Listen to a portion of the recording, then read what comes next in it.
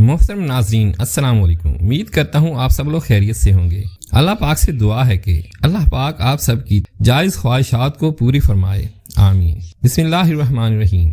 مرنے کے بعد روح کیسے پکارتی ہے؟ میت کو سب سے زیادہ درد کب ہوتا ہے؟ مرنے کے بعد کا منظر کیسا ہوتا ہے؟ اس بارے میں حضور پاک صلی اللہ علیہ وآلہ وسلم کا فرمان جاننے کے لیے ویڈیو کو آخر تک ضرور دیکھیے گا۔ حضرت زیاد سے روایت ہے کہ نبی کریم صلی اللہ علیہ وآلہ وسلم نے فرمایا کہ میت پر سب سے زیادہ سخت حالت اس وقت ہوتی ہے جبکہ غسل دینے والا اس کو نہلانے کے لیے آتا ہے، اس کی انگلی سے انگوٹھی اتارتا ہے، جسم سے لباس اتارتا ہے، سر سے عمامہ جدا کرتا ہے اور اس کی روح بے چین ہو کر فریاد کرتی ہے، جس کی آواز جن و انس کے سوا سب سنتے ہیں، اور کہتی ہے اے نہلانے والے، تجھ کو خدا کی قسم میرے کپڑے بہت نرمی سے اتارو، کیونکہ ملک الموت کے پنجے کی تکلیف سے مجھے پوری طور پر ابھی تک آرام نہیں ملا۔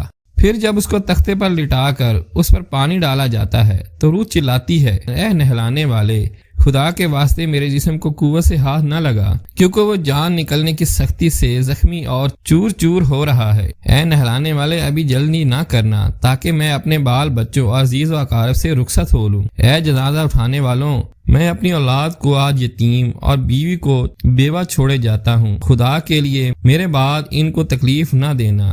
اپنا گھر اور مال اسباب دوسروں کے لیے چھوڑے جاتا ہوں، اب یہاں کبھی واپس نہ آؤں گا اور قیامت تک کسی کی صورت نہ دیکھوں گا۔ پھر جب جنازہ اٹھا کر چلتے ہیں تو میت کہتی ہے اے میرے بھائیوں، میں نے آج تک جو کچھ مال و اسباب جمع کیا تھا وہ صرف وارثوں کے لیے تھا، آج ان میں سے کوئی بھی میرے گناہوں کا ذرا بھر بھی بوجھ نہیں اٹھا سکتا، ہر چیز کا حساب مجھ سے لیا جائے گا اور میرے وارث کھائیں گے اور اڑائیں گے۔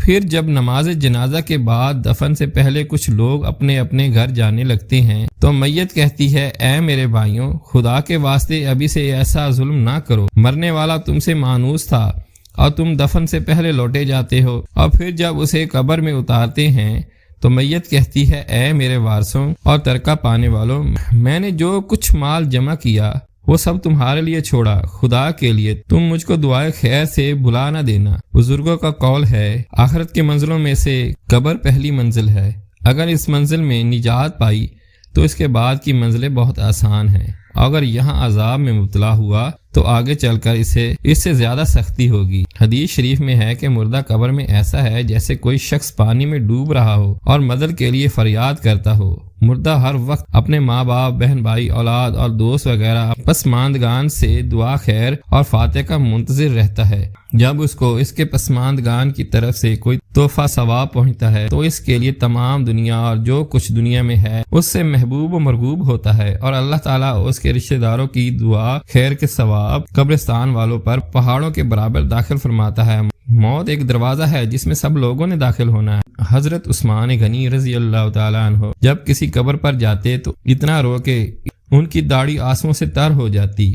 آپ سے پوچھا گیا آپ جنت اور جہنم کا تذکرہ کرتے ہوئے اتنا نہیں روتے مگر قبر دیکھ کر روتے ہیں؟ کہنے لگے رسول اللہ صلی اللہ علیہ وسلم نے فرمایا کہ قبر آخرت کی منزل ہے، لہٰذا اگر مرنے والا اس سے نجات پائے تو بعد کے منظر اس سے کہیں زیادہ آسان ہے، اگر اس کی تکلیف سے نجات نہ پائے تو بعد کے مراحل اس سے زیادہ سخت ہیں۔ اور فرمایا کہ رسول اللہ صلی اللہ علیہ وسلم کا ارشاد ہے میں نے کبھی کوئی منظر نہیں دیکھا مگر قبر اس سے زیادہ سخت ہے، کیا ہمارے لیے ان قبروں میں عبرت نہیں ہے؟ دیکھیے مالدار، فقیر، طاقتور، کمزور دنیا میں لوٹنے کی خواہش رکھتے ہیں، مال جمع کرنے اور محل بنانے کے لیے نہیں بلکہ اس کے لیے کاش ہمیں ایک نماز پڑھنے کی مہلت مل جائے، کاش ہمیں ایک دفعہ سبحان اللہ کہنے کی فرصت دے دی جائے، لیکن اب ناممکن ہے۔ اب اعمال نامہ لپیٹ دیے گئے ہیں، روح جسم سے نکال لی گئی ہے، زندگی کی مہلت ختم ہو گئی ہے، اب ہر میت اپنے عمل سے مرحوم ہو کر قبر میں پڑی ہے۔ ایک حاجت مند حضرت عثمان غنی رضی اللہ تعالیٰ عنہ کے دروازے پر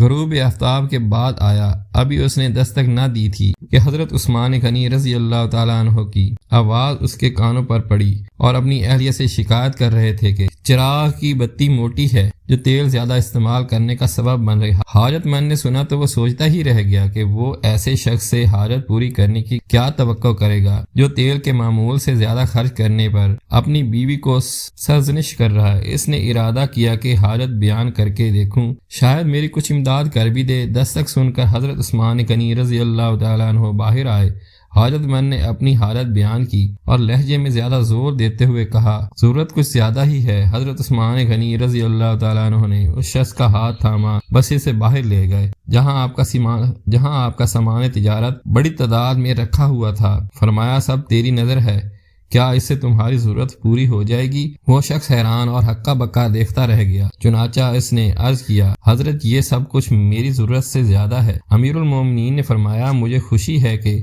یہ تمہاری ضرورت سے کم نہیں۔